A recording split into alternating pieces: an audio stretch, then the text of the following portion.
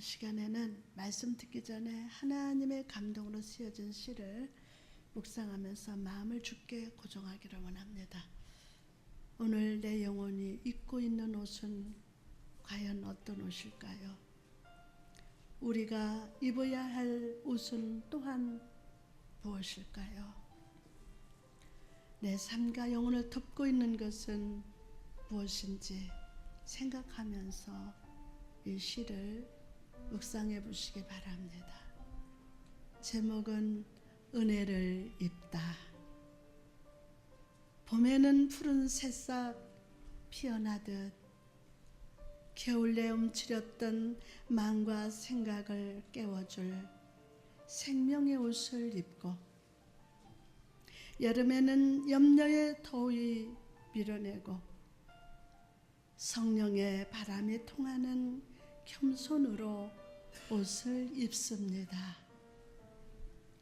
가을에는 떨어지는 인생을 돌아보며 의미 없는 믿음의 물이 은혜의 포도주로 바뀌는 섭리로 옷 입고, 겨울에는 아무것도 가진 것이 없지만 구원의 옷을 입고 두 팔 벌려 나를 안으시는 예수 옷 입습니다. 당신의 계절에 알맞은 옷을 입으십시오. 그게 멋진 사람입니다. 옆 사람한테 그게 멋진 사람입니다.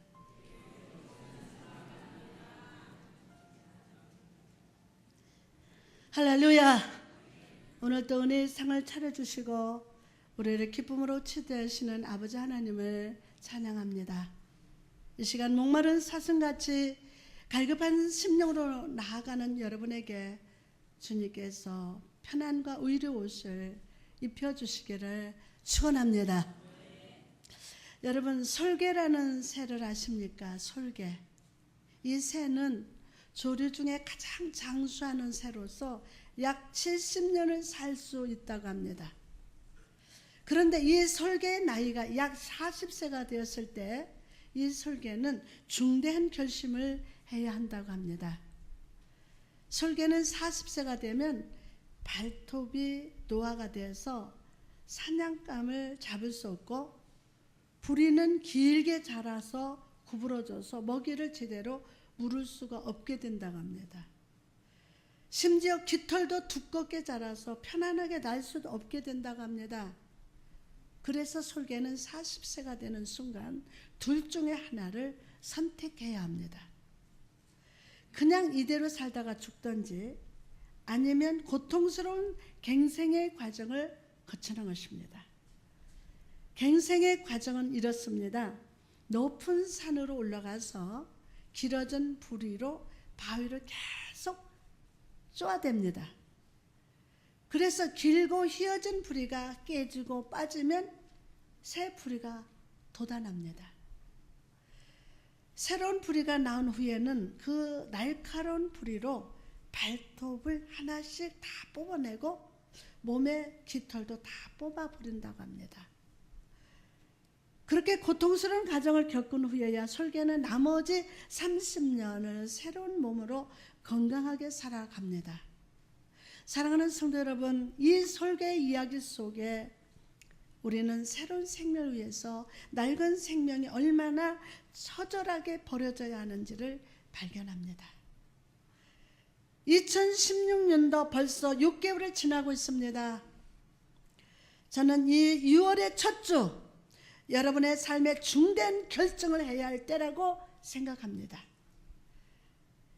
이전의 염려, 이전의 죄, 이전의 아픔과 문제를 그대로 가지고 남은 6개월을 살 것인지, 아니면 과거에 낡아진 옷, 낡은 생명의 옷을 벗어버리고 새 생명으로 살아갈 것인지를 결정하는 순간이라는 것입니다. 여러분, 저는 오늘 이 말씀 속에 성령님이 충만으로 역사하시기를 바랍니다. 그래서 오늘 새 생명으로 옷 입고 은혜 가운데 평강으로 살아가는 인생으로 회복되시기를 주님의 이름으로 축복합니다. 오늘 본문을 기록한 스가랴 선지자가 살던 시대는 이스라엘 백성이 포로 생활에서 돌아온 직후의 상황을 보여줍니다. 백성들은 다시 고향으로 돌아왔다는 사실이 기뻤지만 한편으로는 보이지 않는 미래로 인해서 염려하고 불안해하고 있었습니다. 하나님의 성전을 다시 짓는 귀한 일을 하고 있었지만 하나님의 성전을 다시 쌓아 무엇을 하느냐?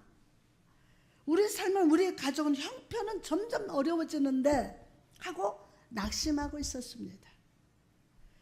이런 백성들을 위로하고 새로운 소망을 주시기 위해서 하나님께서는 스가랴에게 한 가지 환상을 보여주셨습니다. 스가랴는 환상 속에서 대제사장 여호수아가 하나님 보좌 앞에 서 있는 것을 보았어요. 그는 대제사장이라고는 믿을 수 없을 정도로 더러운 옷을 입고 있었어요. 대제사장인데 환상에 보니까 아주 더러운 옷을 입고 있었어요. 더러운 옷을 입고 서 있는 여호수아의 이 모습은 오늘을 살아가는 성도들의 삶을 상징적으로 보여줍니다. 오늘을 살아가는 목회자들의 상징적인 모습입니다. 마음속에 화평이 깨져 있고 하나님을 바라보는 믿음의 눈이 멀어져 있으며 내가 하는 일이 제대로 되지 않아서 산만한 마음으로 매일을 살아가고 습관적인 죄, 염려의 상처의 옷을 입고 살아가는 우리의 삶을 보여주고 있다는 것입니다. 그리고 대제사장 여호수아를 바라보는 두 가지 다른 시선이 있음을 발견합니다. 그럼 대제사장 여호수아로 상징되는 우리의 삶을 바라보시는 시각은 어떤 것들이 있습니까? 첫째로 대적하는 자의 시각입니다. 오늘 본문 1절에 보니까 대제사장 여호수아는 여호와의 천사 앞에 다 섰고 사단은 그의 오른쪽에 서서 그를 대적하는 것을 여호와께서 내게 보이시니라. 더러운 옷을 입고 서 있는 여호수아를 향하여 사단은 대적하고 있습니다. 그는 여자의 후손은 내 머리를 상하게 할 것이다 라고 말씀하신 후부터 우리 인간 삶 속에서 지독한 파괴자로 존재하고 있습니다. 사단은 아담과 하와의 삶을 죄로 더럽힌 그 동일한 손으로 성도된 우리의 삶을 무너뜨리려고 계속 시도하고 있습니다.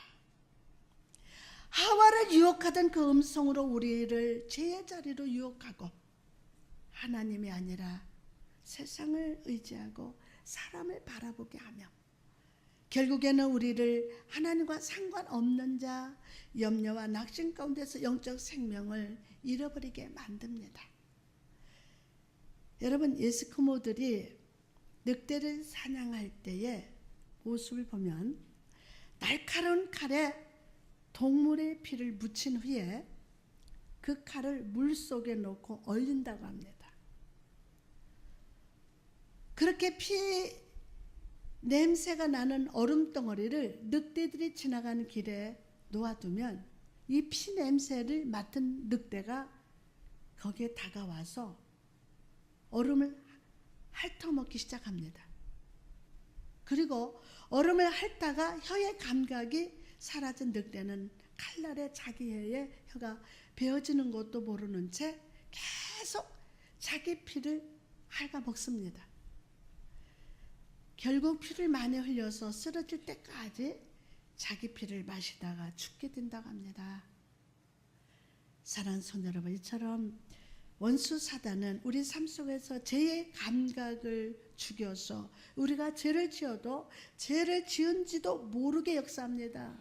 이게 죄인 줄을 몰라요. 죄를 지어도 감각이 무뎌져요. 우리의 삶 속에 하나님이 함께 하시고 축복의 씨앗을 심어주셨는데도 그것을 발견하지 못하게 합니다. 그래서 아이고 죽겠네. 고린도후서 4장 4절에 보니까 그 중에 이 세상의 신이 믿지 않는 자들의 마음을 혼미케 하여서 그리스도 영광의 복음의 광채가 비치지 못하게 함이니. 그렇다면 여러분, 우리가 삶 속에서 파괴자로 역사하고 대적하는 사단의 역사를 물리치고 승리하기 위해서는 어떻게 해야 할까요? 어떻게 해야 할까요? 바로 여호수아가 있는 모습 그대로 하나님 앞에 서 있던 것처럼 하나님 앞에 믿음으로 나가야 될 줄 믿습니다. 여러분, 독수리를 연구하는 한 학자가 어느 날 이상한 광경을 보았습니다. 하늘을 날고 있던 독수리를 향해서 까마귀와 딱새가 무리를 지어서 막 달려듭니다. 그런데 이상한 것은 독수리가 까마귀나 딱새를 이길 만한 능력이 충분히 있는데도 반격하지 않고 슬그머니 피하는 것이었어요. 그리고 독수리는 크게 원을 그리면서 하늘을 향해서 높이 날아오기 시작하자 공격하던 새들이 제풀에 지쳐서 다 떨어져 나갔습니다. 이 광경을 보면서 조류학자는 중요한 것을 깨달았습니다. 이 세상에서는 까마귀와 딱새처럼 우리를 대적하고 믿음을 시험하고 낙심케 하는 사단이 역사하지만 그것에 일일이 대꾸하거나 싸울 것이 아니라 그저 하늘로 날아오르면 된다는 겁니다. 그것에 반응하고 따지고 싸우는 것이 아니라 그저 하늘로 날아오르면 된다는 것이었어요. 그리고 하나님 주시는 편안 위로로 우리 심령을 가득 채우고 하나님의 시선으로 삶아 바라보면 되겠다는 것이었어요. 여러분, 오늘도 사단은 우리 삶 속에 다가와서 우리에게 낙심을 주고 대적하고 불신을 심어주고 있습니다. 때로는 억울하고 맞서 싸우고 싶을 때도 있을 것입니다. 이게 뭐야? 그러나 사단과 같이 다투는 자가 되지 말고 여호수아와 같이 주 앞에 서 있으시기 바랍니다. 여러분의 믿음의 날개를 활짝 펴고 하늘을 향해 날아가시기 바랍니다. 그럴 때 주께서 지치고 힘든 여러분의 삶을 위로하시고 하늘의 평강으로 채워주실 줄 믿습니다. 그럼 대제사장 여호수아로 상징되는 우리 인생을 바라보는 또 다른 시각은 무엇입니까? 두 번째로 우리 주 예수 그리스도의 시각입니다. 원수 사단이 여호수아의 더러운 옷을 보고 대적하고 정죄할 때 이런 외침이 들려옵니다. 보면 2절 보니까 사탄아 여호와께서 너를 책망하노라. 예루살렘을 택한 여호와께서 너를 책망하노라. 이는 불에서 꺼낸 그스린 나무가 아니냐. 여러분, 악한 사단이 우리 삶 속에서 정죄하고 고소할 때 예수 그리스도는 저와 여러분을 변호해 주십니다. 그분은 우리가 어려울 때 항상 즉각적인 도움을 주기를 기뻐하십니다. 우리를 대적하는 사단의 마음을 꿰뚫어 보시고 사단이 우리를 정죄하고 대적할 때마다 우리를 위해서 축복의 안수를 베풀어 주시되 사단이 물러가고 침묵하는 그날까지 여러분의 삶을 축복으로 변호해 주심을 믿으시기를 바랍니다. 축복으로 변호해 주십니다. 악한 사단이 우리 향해서 저 사람은 더럽습니다. 저 사람은 죄를 많이 졌습니다. 저 사람이 무슨 장로입니까? 무슨 안수사입니까? 무슨 권사고 집사입니까? 무슨 목사입니까? 라고 정죄할 때 우리 주님께서는 그래 더럽다. 나뭇가지를 불에서 꺼낼 때 그 나무가 깨끗하겠느냐? 더럽지 않느냐? 그래도 나는 이 사람을 선택하였느니라. 그래도 나는 이 사람을 선택하였느니라. 내가 사랑하기로 결정했느니라. 내 사랑하는 아들, 내 사랑하는 딸로 부르기로 작정하였느니라. 라고 변호해 주신다는 거예요. 오늘 이 사실이 믿어질지어다. 다시 한번 이 사실이 믿어질지어다. 3층에도 이 사실이 믿어질지어다. 목자가 본 시편 23편이라는 책을 쓴 필립 켈러가 어느 날 파키스탄의 사막 지역을 여행을 하고 있었습니다. 그런데 갑자기 폭우가 쏟아지고 천둥 번개가 쳐서 도저히 밖에서 서 있을 수가 없었습니다. 비는 막 쏟아지죠. 번개 천둥을 치죠. 그래서 밖에 서 있을 수가 없었어요. 그래서 집주인의 허락을 받고 흙으로 진 오두막집으로 피신을 했는데 그 집이 얼마나 작던지 입구도 바닥에 조그맣게 있었습니다. 그래서 그 작은 입구로 기어서 집 안으로 들어갔는데 그 집 안에는 참을 수 없는 악취와 눈이 따가울 정도로 검은 연기가 가득했다고 합니다. 심지어 천장에 갈라진 틈으로 빗물이 새어 들어와서 바닥까지 축축해서 악취가 납니다. 바로 그때 켈러 목사님은 이런 음성을 들었습니다. 너가 지금 처한 이 형편이 바로 내가 너의 마음속에 있는 형편과 같다. 너가 지금 처한 이 형편이 바로 내가 너의 마음속에 있는 형편과 같다. 그 음성이 들렸습니다. 여러분, 우리는 때때로 주님이 내 안에 계신다, 주님이 내 삶 속에서 항상 함께 하신다라고 고백을 합니다. 그런데 한번 저와 여러분이 주님 입장에서 한번 생각해 봅시다.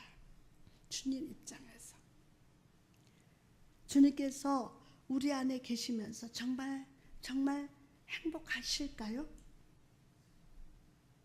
주님이 우리 안에 계시면서 정말 행복하실까요? 아니 편안하실까요?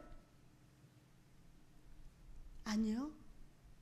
아마도 우리 안에 있는 불신과 죄의 연기와 냄새 때문에 고통스러우실 겁니다. 그럼에도 주님은 왜 우리에게 찾아오실까요? 우리와 교제하기를 원하시기 때문이에요. 우리를 대적하는 사단을 물리쳐 주시고 오늘 또 우리에게 복을 주시고 위로하기 위해서 임마누엘로 찾아오셨음을 믿으시면 아멘 합시다.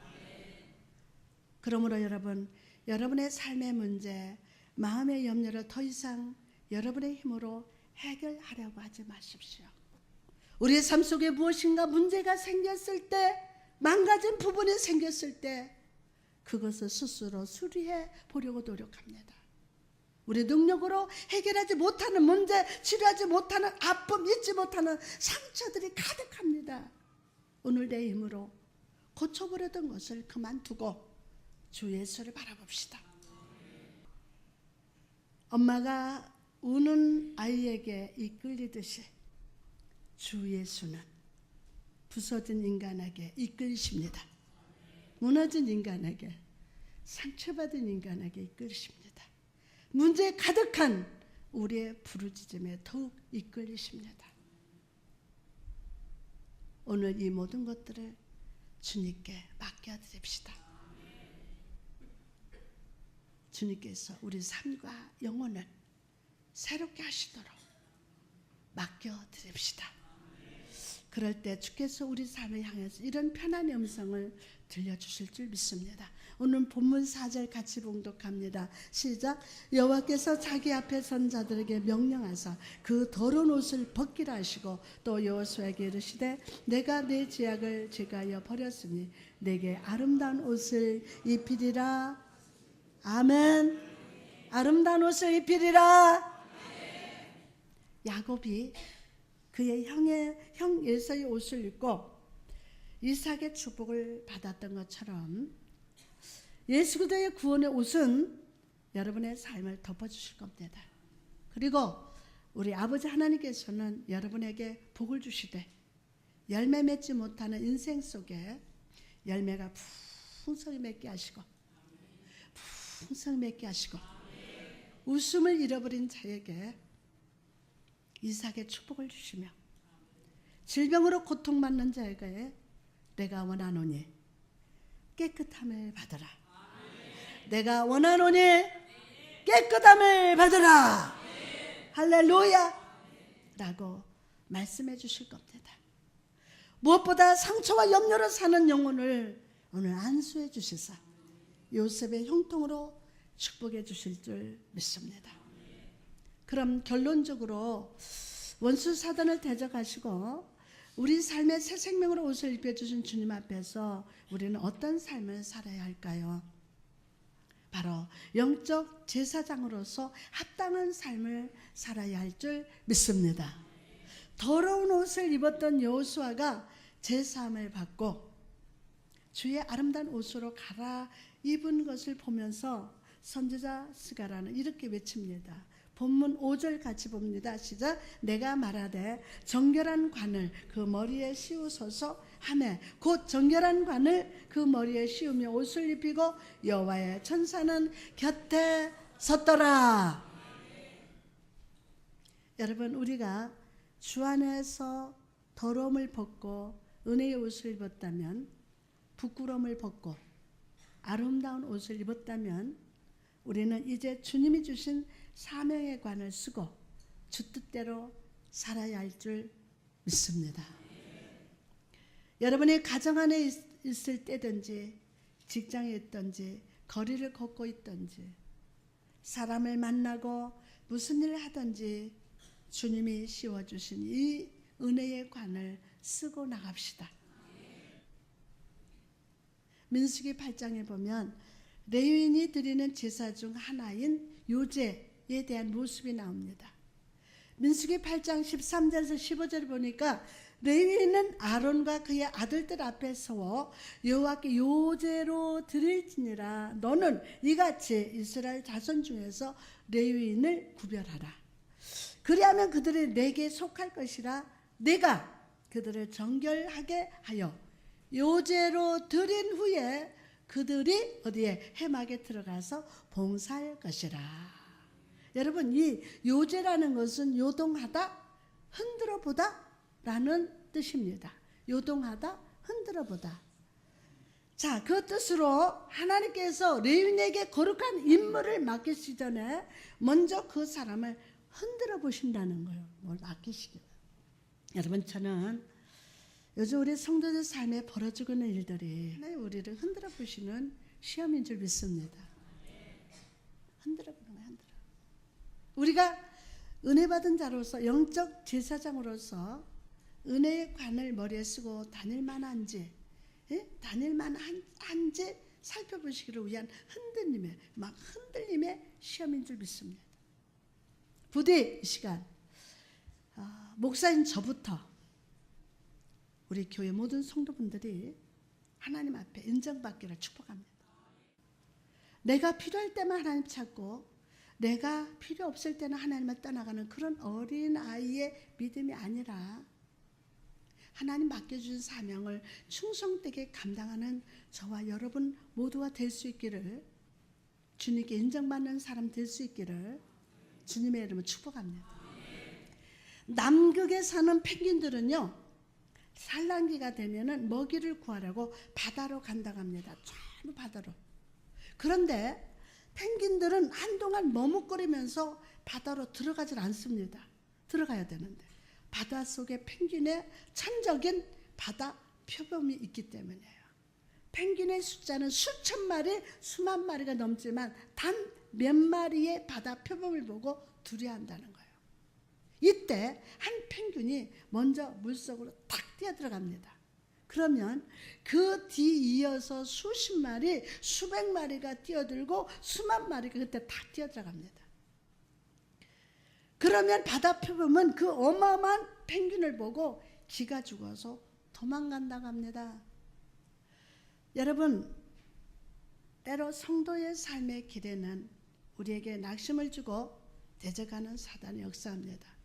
시험과 고난의 여리고가 여러분과 저 자신에게 이렇게 가로막을 때가 있습니다. 그러나 저는 여러분이 그것을 보면서 머뭇거리는 자가 아니라 믿음으로 축복의 바다, 사망의 바다에 뛰어드는 사람 되시기를 축복합니다. 그래서 하나님께 인정받는 성도, 하나님의 축복을 풍성히 체험받는 인생, 은혜가 풍성한 우리 임마누엘 교회가 될 수 있기를 주님의 이름으로 축원합니다. 이제 말씀을 마치고자 합니다. 어떤 목사님은요, 항상 양복 안에 작은 책 한 권을 들고 다녔다고 합니다. 이 책은 딱 3장으로 구성되어 있는데 그 안에는 아무 글자도 씌어지지 않았다는 겁니다. 첫 번째 장은 마치 검은 석탄과 같이 검은색 종이었고, 두 번째 장은 붉은색 종이었습니다. 그리고 마지막 장은 얼룩 하나 없는 하얀 종이었다고 합니다. 그럼 이 책의 의미는 무엇일까요? 여러분 상상해 봤어요? 이게 뭐 의미가 무엇인 것 같아요? 검은색 종이는 나의 죄, 그 죄로 인하여 하나님께 받아야 할 진노를 상징합니다. 붉은 종이는 우리를 위해 십자가에서 못 박히셔서 보혈을 흘려주신 예수 그리스도를 상징합니다. 마지막으로 하얀 종이는 예수 피로 말미암아 깨끗하게 씻겨진 영혼을 상징한다고 합니다. 여러분, 주님께서 오늘 이 말씀을 통해서 여러분의 감사를 잃어버린 입술을 할례시키시고 삶을 덮고 있는 염려의 깃털과 발톱을 다 뽑아주실 줄 믿습니다.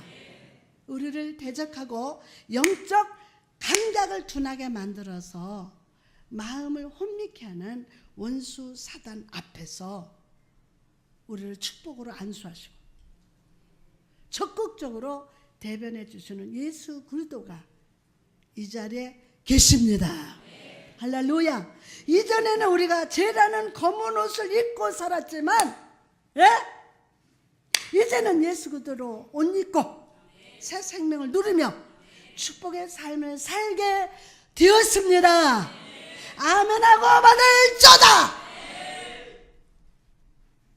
그러므로 이 시간 삶 속에 다가온 염려, 고난, 질병으로 인해서 믿음의 발걸음을 주저하는 자가 되지 말고 생명의 멸관을 쓰고 축복의 바다에 담대하게 뛰어들어 갑시다. 그래서 여러분의 인생의 책도 검은색이 아니라 은혜가 풍성한 은혜의 색이 넘치는 인생으로 씌어지기를 주님의 이름으로 축복합니다.